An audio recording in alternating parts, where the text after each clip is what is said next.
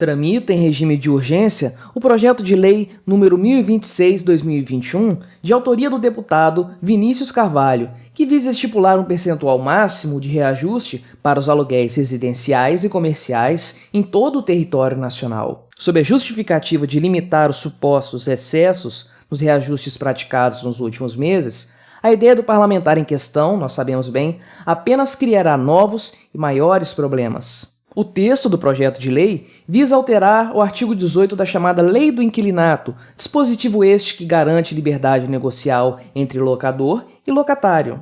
A ideia do projeto de lei 1026 de 2021 é estipular um percentual máximo de reajuste para os aluguéis, tendo por base o IPCA. Atualmente, grande parte dos contratos de aluguel utiliza outra métrica para mensurar os reajustes, o IGPM.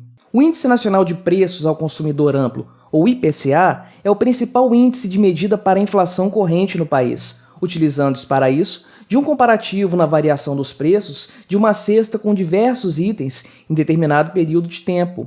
Já o IGPM, Índice Geral de Preços do Mercado, mais utilizados em contrato de aluguel, se utiliza de outras diversas métricas referentes a preços ao consumidor e no atacado e de custos da construção civil, sendo por isso mais abrangente. O que motivou o referido projeto de lei, sem dúvidas, foi a grande diferença percentual entre esses dois índices. Enquanto o IPCA ficou abaixo de 5% no acumulado do ano, o IGPM chegou perto dos 24%. Na justificativa do projeto de lei, o deputado diz que o locador, na necessidade de fechar o contrato, aceita qualquer índice de reajuste. No entendimento do congressista, os índices atualmente utilizados seriam, portanto, injustos. Por duas vezes, na mesma justificativa, o deputado afirma defender a livre negociação entre locador e locatário. Nós sabemos bem o que significa essa liberdade de negociação de acordo com as normas estatais. Negociem o que vocês quiserem, desde que seja do jeito que eu quero. Medidas como essa não são novidade. No ano passado, a Prefeitura de Berlim, capital da Alemanha, decidiu congelar os preços dos aluguéis na cidade. No fim do ano, os burocratas foram além e determinaram a redução dos preços em contratos que fossem considerados caros demais. E sabe-se lá o que o governo considera como excessivamente caro. Os resultados dessas medidas não tardaram a aparecer.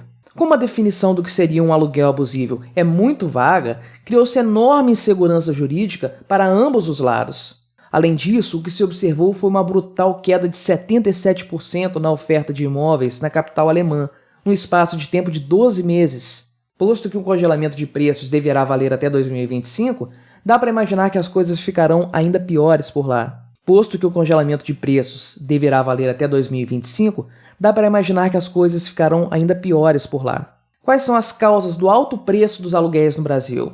Sabemos que há um considerável déficit habitacional no país, estimado em quase 6 milhões de moradias.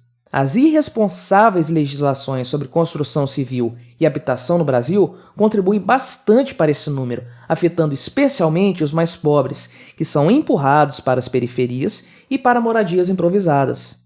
Essa situação por si só já pressiona os preços dos aluguéis para cima, uma vez que há alta demanda por esse serviço, mas a oferta é artificialmente limitada pelo peso da burocracia estatal. Além disso, existe a evidente deterioração da situação econômica do país. Conforme a inflação avança e o poder aquisitivo das pessoas retrocede, os proprietários são obrigados a elevar as taxas de aluguel para que seja viável manter os imóveis locados. Ou seja, no cenário atual, não é possível esperar taxas de reajuste de aluguel menores do que as atuais. Os políticos, é claro, acreditam poder resolver esse problema com uma simples canetada. O que eles conseguirão, porém, é piorar ainda mais o cenário. Impedidos pela lei de alugar seus imóveis com uma taxa de reajuste viável, os proprietários provavelmente deixarão de oferecer seus imóveis para aluguel. Ou, de outra forma, farão contratos de menor duração, talvez até mesmo quebrando os atuais contratos vigentes, na expectativa de elevar o preço inicial do aluguel, sabendo que futuramente o reajuste será aquém do que seria considerável economicamente viável. Futuros empreendimentos imobiliários não serão realizados, porque a taxa de retorno dos investimentos na área, que são notadamente pesados, será considerada pouco atraente. Assim, a demanda excedente não será suprida, o que perpetuará o problema da falta de moradias. E justo agora que os FIs, fundos de investimento imobiliário, estão se tornando populares, Pode ser também que este investimento se torne inviável, fazendo com que a expectativa de rendimento de seus cotistas caia bruscamente nos próximos meses, caso tal lei seja aprovada. Qual seria então a medida mais acertada a ser tomada pelo governo para resolver o problema? A resposta é simples: liberdade de mercado. Em outras palavras, a não interferência do Estado no setor. Posto que o problema fundamental da habitação no Brasil é a legislação que versa sobre o tema, com todas suas restrições urbanísticas e coisa do tipo, o início da solução passa pela completa eliminação de tais restrições. Apenas essa medida já seria suficiente para liberar a oferta de imóveis, hoje pressionada para baixo por leis estatais sem sentido. A liberdade contratual, por outro lado, é o passo seguinte para a solução da questão imobiliária e para as altas taxas de aluguel hoje praticadas. Em situações de baixa oferta e alta demanda, os valores de aluguel tenderiam a subir, bem como as suas taxas de reajuste. Nesse cenário, haveria um incentivo natural para que mais indivíduos se interessem pelo mercado imobiliário, fazendo investimentos nessa área, visando o grande retorno que ela oferece. Dessa forma, e sem amarras burocráticas, novos imóveis serão entregues, diminuindo a pressão da demanda, fazendo com que nesse processo os preços de aluguel se ajustem e mantendo as taxas mais controladas. Tudo dentro da liberdade de um mercado desregulado e voluntário.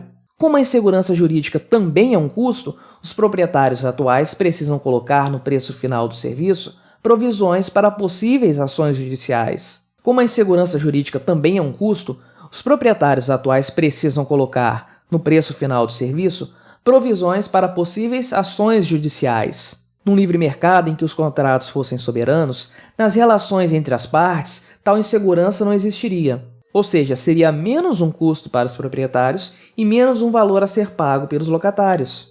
Em um cenário de liberdade contratual em que vigorassem taxas nos patamares do IGPM do ano passado, é fácil imaginar que muita gente sentiria interesse em investir no mercado imobiliário. Afinal, um setor que garante reajuste anual na faixa dos 20% é realmente interessante. Estaríamos vendo no Brasil hoje um crescimento no setor imobiliário.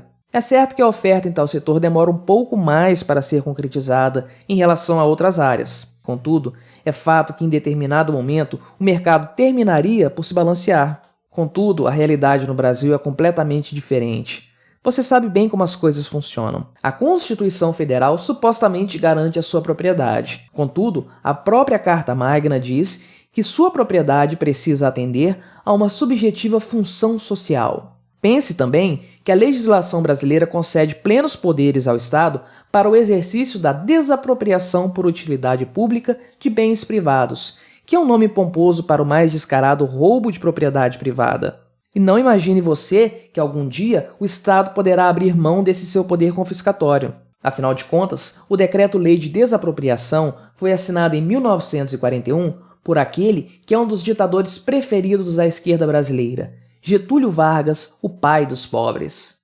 80 anos depois, o Estado continua afirmando, sem qualquer tipo de vergonha, que ele é dono do que pertence à população e que se você hoje tem um teto sobre sua cabeça, é puramente pela generosidade e benevolência desse mesmo Estado.